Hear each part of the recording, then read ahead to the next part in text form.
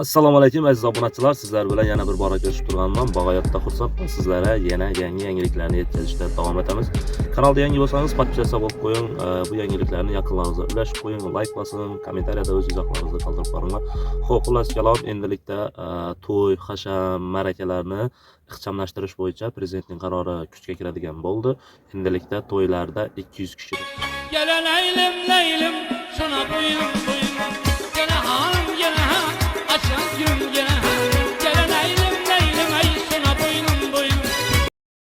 Odam ishtirok etsa jarimaga tortilishi belgilab qo'yildi va undan tashqari va hokazo kuyov-navkar va mana shunday bir nechta urf-odatlar bekor qilindi.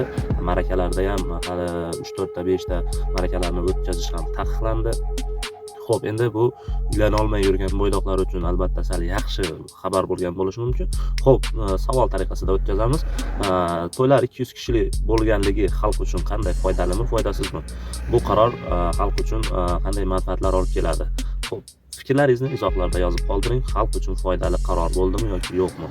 Bizni kuzatishda davom eting. Ushbu qarorni yaqindagina to'y qilaman deb yurgan tanishlaringizga jo'natib qo'ying. Sizlar bilan Kamina Og'abek Otajonov bo'ldi. O'zingiz rasak, biz hali yana ko'rishamiz. Omon bo'ling.